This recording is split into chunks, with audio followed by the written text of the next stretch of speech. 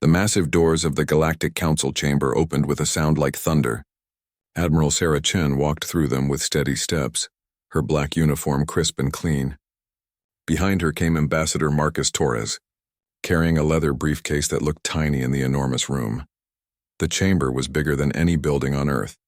12 different alien species sat at curved tables that rose up like stadium seats. Each table was designed for a different type of creature. The Zephyrians looked like giant insects with 4 arms and glowing green eyes. The Vorthons were made of living crystal that changed colors when they moved. The ethereal consortium floated in glass tanks filled with purple gas. At the highest table sat High Arbiter Zexthalan. He was the leader of the hegemony, a race that looked like walking lizards covered in golden scales. His yellow eyes stared down at the 2 humans like they were insects. "So," Zexthalan's voice boomed through the chamber, "the children from Earth finally come to us." Admiral Chen did not react to the insult. She had expected this. Humans had only made contact with the galaxy 3 years ago. Most alien races had been traveling between stars for thousands of years. To them, humans were babies who had just learned to walk. "We thank the Council for this meeting," Chen said in a clear voice. "We come in peace, seeking our place among the civilized worlds." A sound like hissing came from the Zephyrian table. It was their version of laughter. The crystal beings of Vorthon made a noise like breaking glass. Even the gas creatures in their tanks bubbled with what seemed like amusement. "Your place?" Zexthalan stood up. He was 3 meters tall and his golden scales caught the light. "Your species took 200,000 years to leave your home planet. You still fight wars with metal bullets. Your biggest ships are toys compared to ours." He pressed a button on his table. A hologram appeared in the center of the chamber. It showed the Terra Accords, a document written in the common galactic language. "This treaty will give you the protection you need," Zexthalan continued. "You will give up your military ships. Earth's moon and outer planets will be managed by the Council. 40% of everything you make will go to the common good. In return, we will keep you safe and let you trade with some of our worlds." Chen read through the hologram quickly. The treaty was worse than she had expected. It would make Earth a slave world, nothing more. "We appreciate the Council's offer," she said calmly, "but we have a different proposal." She reached into her jacket and pulled out a small device. With the press of a button, another hologram appeared next to the first one. This one showed humanity's counteroffer. "We propose equal membership in the Council, full control over our territory and military, mutual defense agreements with all member species. Open trade on fair terms." The chamber erupted in noise. The insect-like Zephyrians clicked and buzzed. The crystal Vorthons rang like broken bells. The floating Kethmari made sounds like screaming wind. Even the usually quiet, ethereal consortium bubbled faster in their tanks. Zexthalan raised one clawed hand for silence. "You think you can demand equality? Your entire fleet has maybe 200 ships. Our combined forces number in the hundreds of thousands. You have been in space for less than a century. We have ruled the galaxy for 3,000 years. You mistake our politeness for weakness," Chen said. Her voice was still calm, but something cold had entered it. "We offer partnership, friendship, but we will not be slaves." Ambassador Torres stepped forward. He was a smaller man with gray hair and kind eyes, but when he spoke, his words carried weight. "The human species has survived ice ages, plagues, and wars that nearly destroyed our world. We have climbed from caves to the stars in just 10,000 years. Do not think we did this by being weak." Zexthalan's golden scales darkened. "Are you threatening the Council?" "We are offering you a choice," Chen replied. "Accept our terms for equal membership or reject them. But understand this, we will not sign your slave treaty. Ever." The High Arbiter looked around at the other Council members. Each species had their own way of showing agreement. The Zephyrians tapped their forearms on their tables. The Vorthons flashed bright blue light. The gas creatures spun faster in their tanks. "Very well," Zexthalan said. "The Council has decided. We reject your ridiculous demands. You have 72 standard hours to sign the Terra Accords. If you refuse, we will enforce the terms ourselves." Chen nodded as if she had expected this answer. 72 hours, understood. "You should know," Zexthalan continued, "that enforcement means blockade. Our fleets will surround your system. No ships in or out, no trade, no supplies. Your colonies will starve. Your people will beg us to accept the treaty. And if we still refuse," Torres asked, "then we will take what we need by force. Your shipyards will be destroyed. Your military will be scattered. Earth will become a council protectorate whether you agree or not. Chen stood up straight. Even though she was much smaller than most beings in the room, she suddenly seemed to fill the space around her. High Arbiter, you speak of enforcement as if it will be easy. You count our ships and see only 200. You look at our weapons and see only metal bullets. You think because we are young we are helpless. She paused and looked around the chamber, meeting the eyes of every alien representative. You are making a mistake. Decline our offer of partnership and you will face the consequences. We tried to do this the easy way, the peaceful way, but if you choose war, we will give you war. The chamber fell silent. No one had ever spoken to the council like this. For 3,000 years, every species had begged for membership. They had all accepted whatever terms the council offered. The idea that humans might actually fight back seemed impossible. Zex Thalen's laugh sounded like rocks grinding together. Admiral Chen, I admire your courage, but courage without strength is just suicide. Our fleet is already moving toward your system. In 72 hours you will see the truth. We will indeed see the truth, Chen agreed. All of us will. She turned to leave, Torres beside her. At the doorway she stopped and looked back.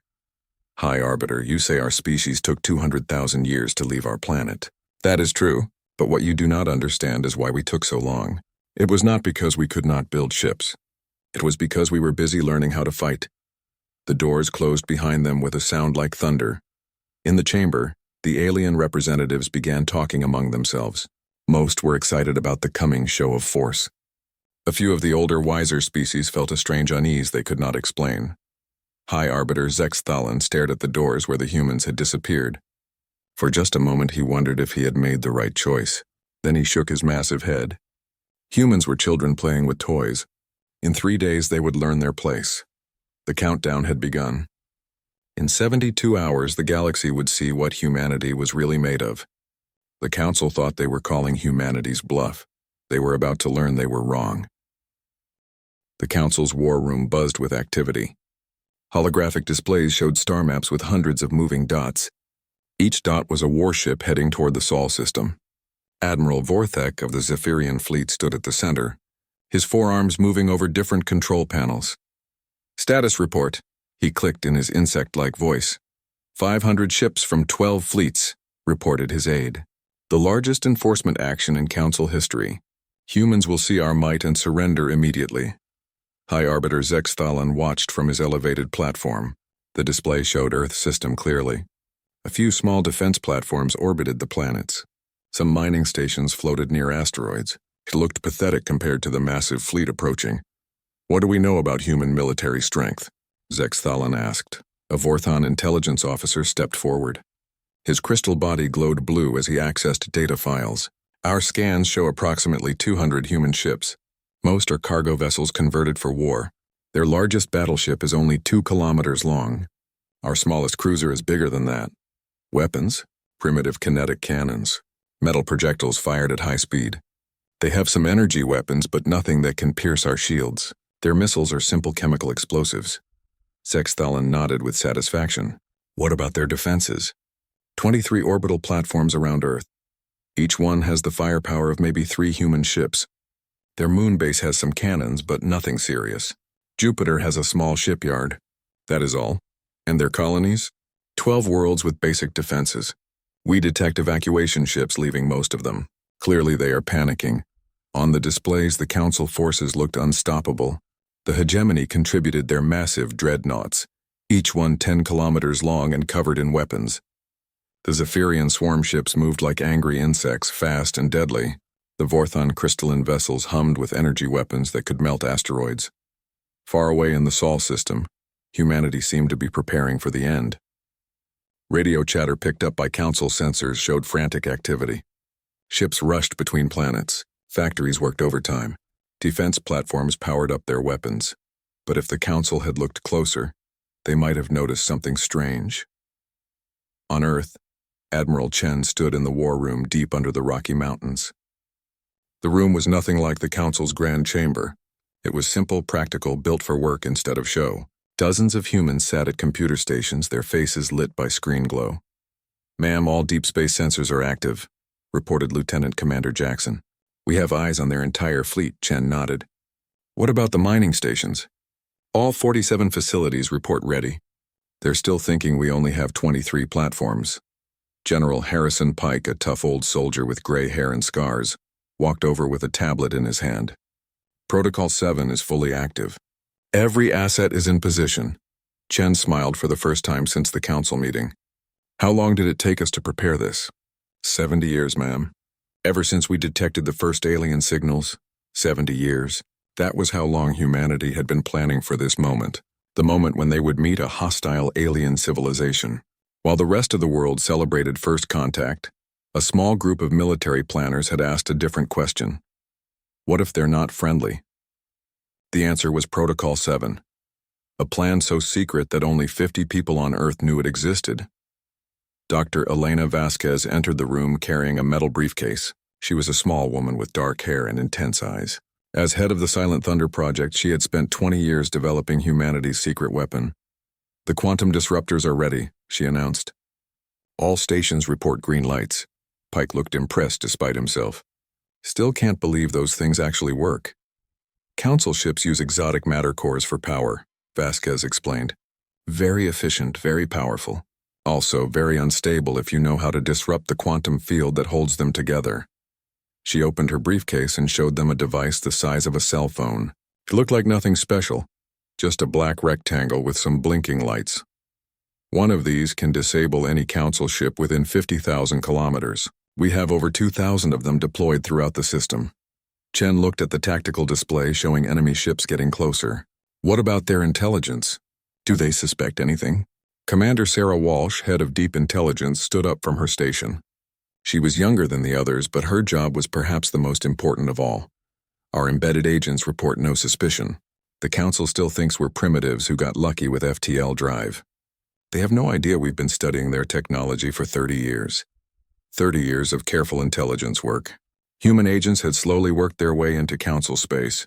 Some posed as traitors. Others became technical workers on alien worlds.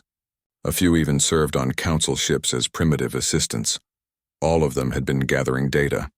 Ship designs, weapon specifications, military tactics, communication codes, battle plans, status of our real fleet, Chen asked. All 2,000 ships are in position, Pike replied.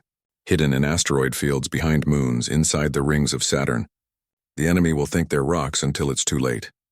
2,000 ships, not the 200 the Council expected. Humanity had been building warships in secret for decades, using automated factories hidden inside asteroids. Each ship was small compared to Council vessels, but they were designed for one purpose, to kill aliens who thought humans were weak. The ships used new technology that the Council had never seen. Quantum tunnel drives that could appear anywhere instantly, stealth systems that made them invisible to enemy sensors, weapons that could bypass every defense the aliens had. What about the big surprise? Chen asked with a slight smile. Vasquez's face grew serious. The Omega Protocol is ready. If we activate it, we can collapse their entire wormhole network, cut off their fleets from reinforcement, trap them in our system while we deal with them. The wormhole network was how the Council moved ships across the galaxy instantly. It had taken humanity 15 years to figure out how it worked. Another 10 years to learn how to destroy it. Remember, Chen said to the room, we don't want to conquer anyone. We just want them to leave us alone. Once they understand we're not helpless, maybe we can have real peace, Pike nodded. And if they don't get the message, then we send a louder one. The tactical display updated. The Council fleet was now only 18 hours away from Earth. Their formation was perfect, designed to inspire terror in primitive worlds. Massive dreadnoughts in the center, surrounded by rings of smaller ships. It looked like an unstoppable force. Commander Walsh received a message on her earpiece. Ma'am, our agents report the enemy is broadcasting surrender demands to all inhabited worlds in Council space. They want everyone to know that resistance is useless. Good, Chen said. Let them be confident. Pride comes before the fall. Dr. Vasquez checked her instruments one more time. All quantum disruptors show green. All stealth ships report ready. All hidden bases are armed and waiting. What about civilian evacuations? Chen asked. Completed 12 hours ago. Every human settlement that could be targeted is now empty. Our people are safe in deep bunkers or aboard ships hiding in outer system. Pike looked at the countdown timer on the main screen. 17 hours and 32 minutes until the Council fleet reached Earth. "Admiral," he said, "in all my years of military service, I've never seen anything like this. We're about to fight a war against aliens who think we're cavemen with spaceships." Chen watched the enemy fleet approach like a storm cloud. "General, my grandfather fought in World War II. He used to tell me that the biggest mistake you can make in war is to underestimate your enemy." She paused and looked around the room at her staff. These were the best military minds humanity had ever produced. They had planned for every possibility, prepared for every threat. The Council has made that mistake. They see a young species and assume we're helpless. They think our politeness means weakness. They believe their technology makes them gods. The timer continued counting down. Soon, very soon, the galaxy would learn the truth about humanity. "They're about to discover," Chen said quietly, "that humans don't just survive. We win." The 72-hour deadline arrived like the final moment before a thunderstorm. The Council fleet hung at the edge of the Sol system like a dark cloud. 500 warships arranged in perfect battle formation. Each ship bristled with weapons that could level cities. High Arbiter Zexthalon sat in his command chair aboard the massive Dreadnought Universal Peace. The irony of the name was not lost on him as he prepared to destroy human resistance. Around him, his bridge crew worked at stations designed for beings 3 times larger than humans. "Open a channel to Earth," he commanded. The main screen flickered to life, showing Admiral Chen in what appeared to be Earth's military command center. She sat calmly at a simple desk, her uniform as crisp as it had been during their first meeting. Behind her, human officers worked at basic computer stations. "Admiral Chen?" Zexthalen's voice boomed through the speakers. "Your 72 hours have ended. Have you come to your senses?" Chen looked directly into the camera. In her hands, she held a physical copy of the Terra Accords, the treaty that would have made Earth a slave world. The paper looked fragile and white against her dark uniform. "High Arbiter," she said in a voice that carried no fear, "humanity has reached its decision." She held up the treaty so everyone could see it clearly. The council chamber, now filled with representatives watching the transmission, fell silent. Even the usually noisy Zephyrians stopped their clicking. "This document," Chen continued, "represents everything wrong with the Council's approach to younger species. It is built on fear, maintained by force and designed to keep the strong in power while the weak serve." Zexthalan leaned forward in his chair. "Admiral, you face the combined might of 12 civilizations. Our fleet could turn your world to ash. Sign the treaty and save your people." Chen's response was to slowly, deliberately tear the treaty in half. The ripping sound seemed to echo through both the human command center and the alien bridge. She held the 2 pieces up, then tore them again. And again, pieces of white paper fell like snow around her feet. "Humanity formally rejects your terms," she announced. "We invite you to enforce them." The council chamber erupted in shocked voices. Never in 3,000 years had anyone destroyed a council treaty. The act was so shocking that several alien species simply stared in disbelief. Zexthalen's golden scales darkened with rage. "You have signed your death warrant, Admiral. In 1 hour, your resistance will be crushed." "Perhaps," Chen agreed. "But before you attack, there are some things you should know about humanity." She pressed a button on her desk. The image split, showing Chen on one side and a star map on the other. The map displayed the entire council territory, hundreds of systems connected by glowing lines. "For the past 30 years, Chen said calmly, "humans have been living among you, trading with you, working with you, learning from you." Red dots began appearing on the star map. First a few, then dozens, then hundreds. Each dot marked a human agent embedded deep in council territory. "Commander Vorthek," Chen said, looking directly at the Zephyrian admiral, "you might want to check your engine room. Technician Jones has been maintaining your exotic matter core for 2 years. He knows exactly how to shut it down." On the bridge of the Zephyrian flagship, Vorthek's forearms flew over his control panels. His security chief's face appeared on a side screen, mandibles clicking frantically. "Sir, Technician Jones is not at his station. We cannot find him anywhere." Chen continued as if she could hear the conversation. "Captain Thylex of the Vorthon crystal ship Harmony. Your communications officer Williams disappeared about 10 minutes ago. Strangely, your entire communication array just went offline." More red dots appeared on the map. The council fleet began reporting system failures, missing personnel, and mysterious equipment malfunctions. "You see," Chen explained, "humans have a talent for blending in, for going unnoticed, for being underestimated. While you saw us as primitive assistants and simple traders, we were learning everything about your technology. She pressed another button. New information flooded the display. Detailed schematics of every council ship design, complete weapon specifications, shield frequencies, and tactical doctrines. We know your ships better than you do. We know how your weapons work. We know how to defeat your defenses. We know because we helped build and maintain them. Zexthalan stared at the display in growing horror. The humans had infiltrated everything. They had been studying council technology for decades while appearing to be harmless primitives. Impossible, he whispered. You keep using that word, Chen replied. I do not think it means what you think it means. She stood up and walked to a larger display behind her desk. It showed the Sol system, but not as the council had seen it. Instead of a few simple mining stations and defense platforms, it revealed the truth.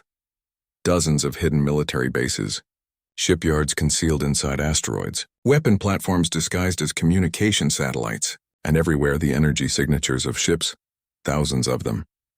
This is the real Sol Defense Force, Chen announced. 2,000 ships, 400 orbital platforms, and enough firepower to sterilize half the galaxy. All built while you thought we were struggling to make simple cargo haulers. The tactical display updated in real time. Ships began appearing throughout the Sol system as their stealth systems deactivated. They emerged from asteroid fields, from behind moons, from inside planetary rings. Each one was smaller than council vessels, but there were so many of them. Dr. Vasquez appeared on screen next to Chen. Hi, Arbiter. I should introduce Dr. Elena Vasquez, head of our Silent Thunder project. She has something to show you. Vasquez held up a small black device. This is a quantum field disruptor. It destabilizes the exotic matter cores that power your ships. We have over 2,000 of them positioned throughout this system. She pressed a button. On the edge of the system, a single council scout ship simply stopped. Its lights went out. Its engines died. It began drifting in space like a dead rock. That was a demonstration, Chen said. The ship is undamaged. The crew is alive, but it will not move again until we allow it to. Zexthalan's bridge crew worked frantically at their stations. Their sensors were detecting energy signatures unlike anything they had seen before. Human ships appeared on their displays faster than they could count them. You have a choice, Chen continued. You can attack us with your superior numbers and advanced technology. You can try to force Earth to submit, but understand this. We have been preparing for this moment for 70 years. Everything you see is designed for one purpose, to defend our freedom. She paused and looked directly into the camera, her eyes hard as steel. Or you can withdraw your fleet. Return to the council chambers and negotiate with us as equals. We prefer the second option, but we are prepared for the first. Admiral Vorthek spoke up from his flagship. Admiral Chen, even with your hidden ships, you are still outnumbered. Our shields and armor are stronger than your weapons. Chen smiled for the first time since the conversation began. It was not a pleasant smile. Admiral Vorthek, you are thinking like someone who has not fought a real war in 3,000 years. Numbers matter, yes, but so do tactics, strategy, and the willingness to do whatever it takes to win. She gestured to the tactical display. Every one of your ships is following doctrine that was written centuries ago. Your formations are textbook perfect.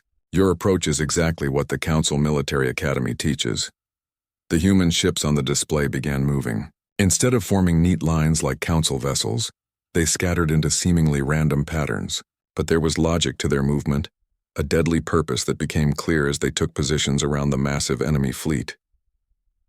We studied those textbooks too, Chen said quietly. We know exactly what you're going to do before you do it, and we have prepared surprises that your doctrine never considered. Zexthalan stood up in his command chair. You speak of surprises. We have seen your ships, your weapons, your agents. What else could you possibly have? Chen's smile became genuinely frightening. Hi, Arbiter. You know how your ships travel between stars so quickly? Those wormhole gates that connect your empire. The color drained from Zexthalan's golden scales. Every being in the council chamber suddenly understood what she was suggesting. If you attack us, Chen said with deadly calm, we will collapse every wormhole gate in council space. Your fleets will be stranded wherever they are. Your empire will be cut into isolated pieces.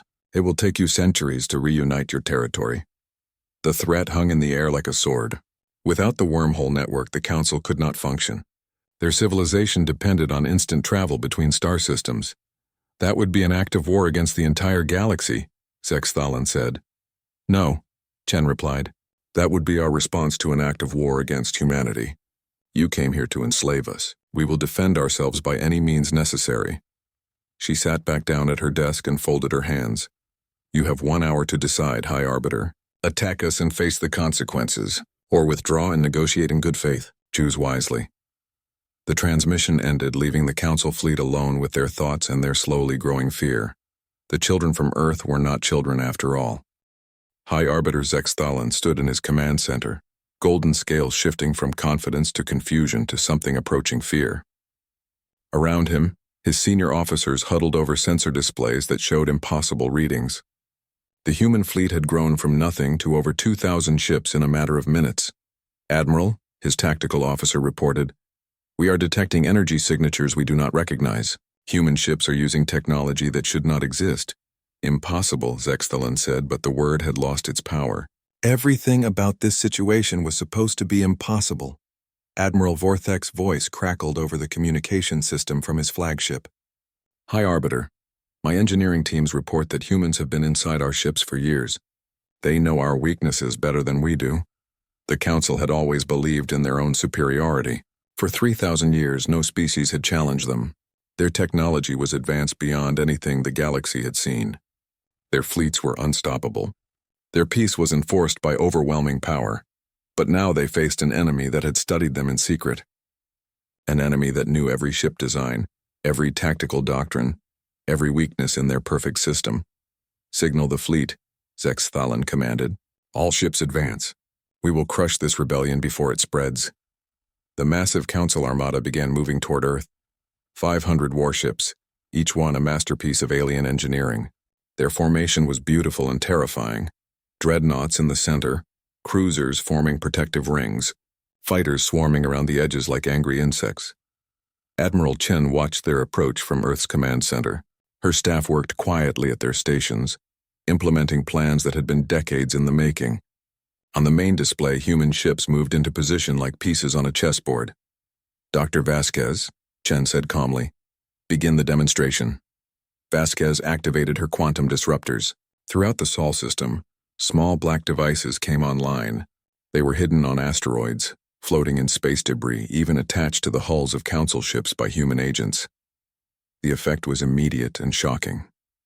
Council ships began dying, not exploding, not burning, simply stopping. One moment they were mighty warships cutting through space. The next they were dark hulks drifting without power. Their exotic matter cores, the source of their incredible energy, became unstable and shut down automatically to prevent explosions. What is happening? Zexthalan roared as his sensors showed ship after ship going dark. Admiral Vorthek's image appeared on the communication screen. Behind him, his bridge was lit only by emergency lights. High Arbiter, our exotic matter core has been destabilized. We have no main power, no weapons, no shields. Across the fleet, the same story repeated. The quantum disruptors were targeting the one technology that all Council ships shared. In minutes, nearly half the invasion force was helpless, but the humans were not finished. Chen pressed another button on her command console. Execute Protocol Thunder. Throughout the Sol system, human ships revealed their true nature. What the Council had mistaken for primitive kinetic weapons were actually quantum tunneling projectiles. Metal slugs that could phase through energy shields as if they did not exist. The weapons fired in perfect coordination.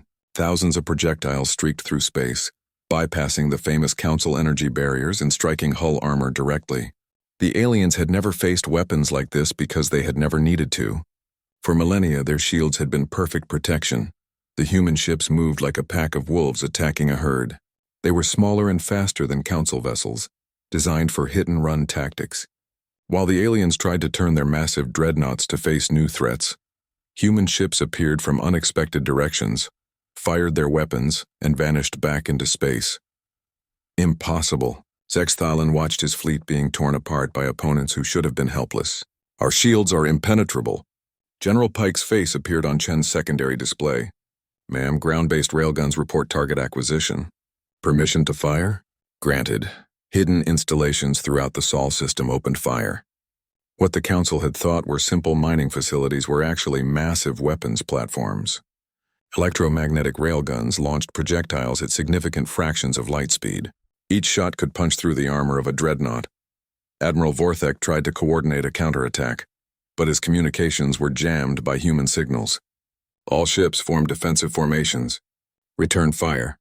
But the Council doctrine had never planned for this. Their tactics assumed they would face primitive enemies who would cluster together for mutual protection. Instead, human ships scattered across the entire system, making it impossible to target them effectively. Worse, the humans seemed to know exactly where every Council ship would move. They anticipated every tactical decision, countered every formation change. It was as if they had studied Council military doctrine for decades and prepared specific responses to every possible strategy. Which, of course, they had. Commander Walsh's intelligence network had provided humanity with complete tactical manuals from every Council species. Human strategists had spent years analyzing alien military thinking, finding patterns and weaknesses. Zephyrian swarm attack, pattern 7, reported Lieutenant Commander Jackson. Recommend response formation Delta. Human ships shifted smoothly into a new configuration that turned the insect-like aliens' greatest strength against them. The Zephyrians relied on overwhelming numbers of fast, small ships, but humans had studied insect behavior and knew how to disrupt swarm tactics. Coordinated electromagnetic pulses fried Zephyrian navigation systems. The alien fighters, suddenly unable to communicate with each other, scattered in confusion. Human ships picked them off one by one with precision fire. The crystal ships of the Vorthan Empire tried to use their energy weapons, but humans had prepared for that too. Reflective chaff clouds scattered through space, bouncing Vorthan laser beams in random directions. Some shots even reflected back at their own ships. How? Zexthalan demanded as his tactical display showed the battle turning into a rout. How did primitives develop such technology? Dr. Vasquez's voice came through the communication system as if she could hear his question. High Arbiter, you call us primitive because we are young. But youth has advantages. We are not bound by tradition. We do not assume that old ways are the best ways. More human ships appeared on sensors. The Council fleet was now surrounded by enemies who seemed to know exactly how to exploit every weakness. Ship after ship reported critical damage. Some were drifting powerless. Others had lost weapons or engines. While you spent 3,000 years in peace, Chen's voice added, we spent our entire history at war. We learned to fight before we learned to fly. We mastered violence before we mastered space, travel. The demonstration reached its climax when humanity revealed their ultimate weapon. Dr. Vasquez activated a device larger than the quantum disruptors, a wormhole, destabilizer hidden near Jupiter. The effect was localized but unmistakable. A Council reinforcement fleet trying to enter the Sol system through a temporary wormhole found their gateway suddenly collapsing. The massive energies involved created a brief artificial star that lit up the entire system. That was a small one, Chen announced to the Council fleet. We can do the same thing to every permanent gate in your territory. Every connection between your worlds. Your empire would become a collection of isolated systems with no way to reach each other. The threat was real and terrifying. The Council's power came from their ability to move fleets instantly between systems. Without the wormhole network, they could not maintain control over their vast territory. Zexthalan stared at his tactical display in growing horror. His invasion fleet was being systematically destroyed by an enemy that should not have existed. Humans were using weapons that bypassed every defense, tactics that countered every strategy, and technologies that seemed impossible. Admiral Chen, he transmitted, his voice no longer carrying the arrogance of earlier. We need to discuss terms. No, Chen replied firmly. You need to withdraw your fleet and return to the Council chambers. When you are ready to negotiate as equals, not conquerors, we will listen. Around the Council fleet, human ships held their positions. They had proven their point. The demonstration was over, but the message was clear. Humanity would not be enslaved. Admiral Vorthek spoke from his crippled flagship. High Arbiter, we have lost 60% of our ships. Our remaining vessels are barely operational. If we continue fighting, we will lose everything. The golden-scaled alien leader looked around his command center. His officers stared at displays showing the impossible. A primitive species had defeated the combined might of 12 civilizations. Signal retreat. Zexthalan said quietly. All ships withdraw to Council space. As the battered remains of the invasion fleet limped away from Earth, Chen allowed herself a small smile. The first test was over. Humanity had proven they could defend themselves. But the real challenge would be what came next. Now they had to prove they could build peace. 1 month later, the Galactic Council chamber looked very different. The curved tables that had once risen like stadium seats now formed a more equal circle. At the center, where once only council members had sat, there was now a 13th table. Admiral Sarah Chen sat at that table, no longer wearing her military uniform. Instead, she wore the simple black and silver robes of a council delegate. The transformation was symbolic but powerful. Humanity had moved from petitioners to equals. High Arbiter Zexthalan stood at his podium, but his golden scales seemed dimmer than before. The failure of the enforcement action had cost him much of his authority.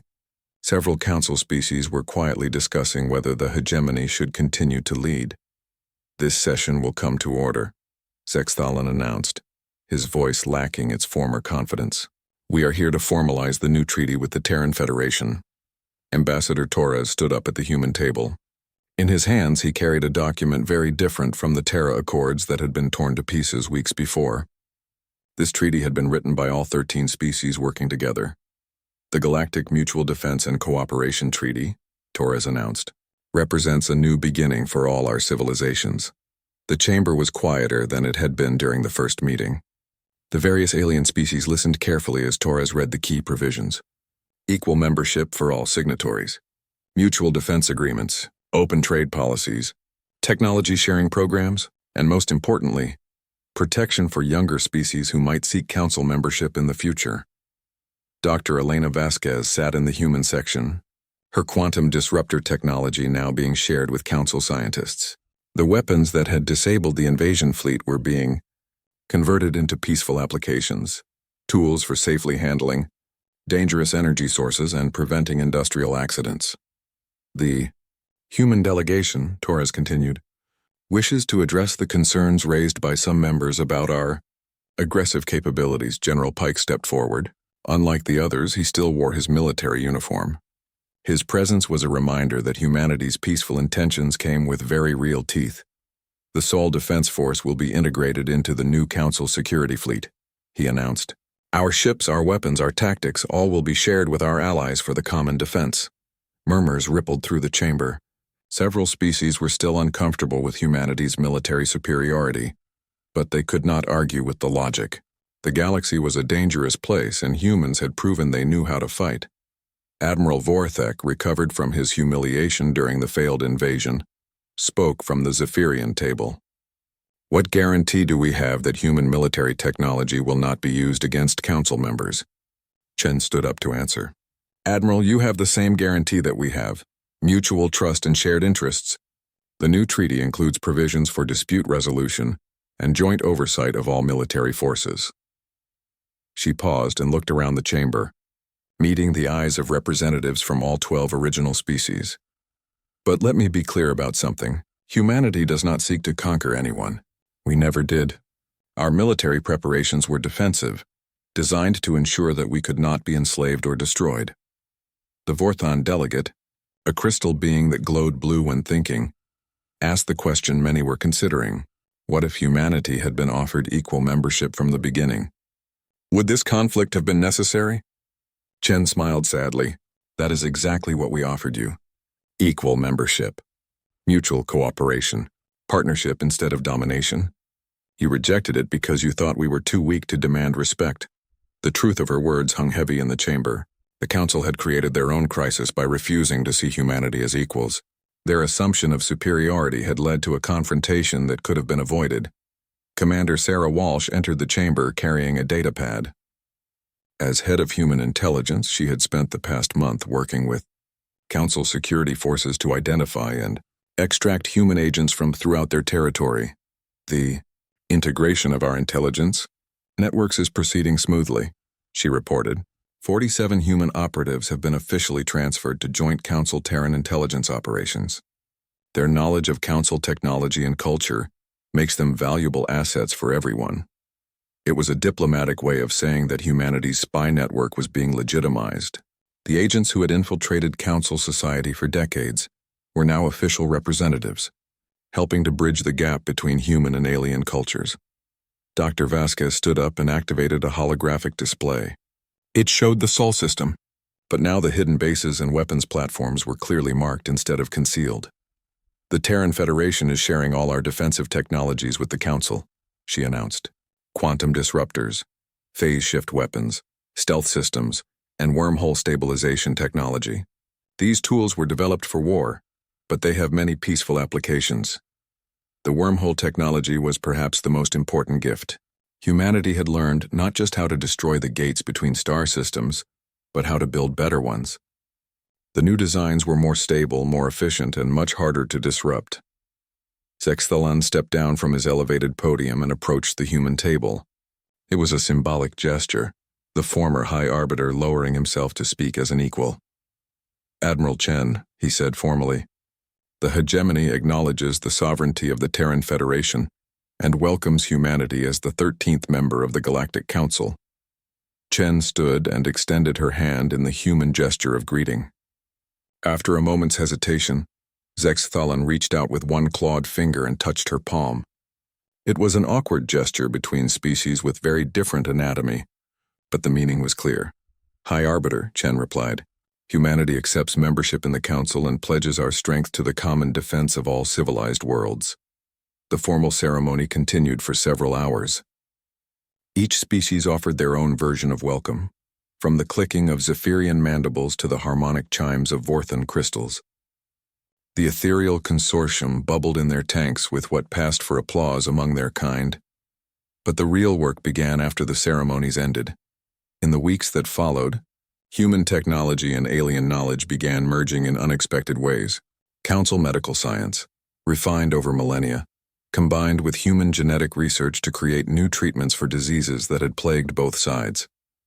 Alien manufacturing techniques merged with human efficiency to revolutionize industrial production. The military integration was more complex but equally beneficial. Council ships gained quantum tunneling weapons and improved stealth systems. Human vessels received better shields and more efficient engines. Joint training exercises taught both sides new tactics and strategies. Most importantly, the galaxy became safer. Pirate fleets that had operated in the outer systems found themselves facing coordinated patrols with weapons they could not counter. Slavers who had preyed on primitive worlds discovered that the Council now had the tools and willingness to track them down. Admiral Chen stood on the observation deck of the new Council headquarters, looking out at the mixed fleet patrolling the system. Human ships flew alongside alien vessels, their crews learning to work together despite vast differences in biology and culture. Ambassador Torres joined her at the window. "Any regrets?" he asked. Chen considered the question carefully. About the deception? About the years of preparation? About the battle itself?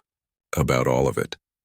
She watched a human destroyer practicing formation flying with a Zephyrian swarm ship. The two vessels, so different in design and origin, moved together with growing coordination. "No," she said finally. "We did what we had to do. The Council only respects strength. If we had appeared weak, we would have become slaves. If we had appeared aggressive, we would have become enemies. We had to find the narrow path between submission and conquest." Torres nodded. "And now? Now we build something better. A galaxy where strength serves peace instead of domination. Where different species can work together as equals instead of masters and servants." She paused and smiled. "My grandfather used to say that the best victory is the one that makes both sides stronger. I think we achieved that. The integration was not without problems. Cultural differences led to misunderstandings. Some species remained suspicious of human intentions. There were incidents and accidents as different technologies were combined. But slowly, carefully, a new kind of civilization began to emerge. One where diversity was seen as strength instead of weakness, where different approaches to problems led to better solutions, where the galaxy's youngest species could teach the oldest that there were always new ways to see old challenges. The Treaty of Sol, as historians would later call it, marked the end of the Council's 3,000-year dominance and the beginning of something unprecedented, a true partnership between equals. Admiral Chen's final log entry from that period captured the transformation. We came to the stars seeking peace and found only the threat of slavery. We responded with strength and earned the right to stand as equals. But our greatest victory was not in battle. It was in proving that different species could build something greater together than any could achieve alone. The galaxy had learned an important lesson. Humanity had taught them that respect could not be demanded or imposed.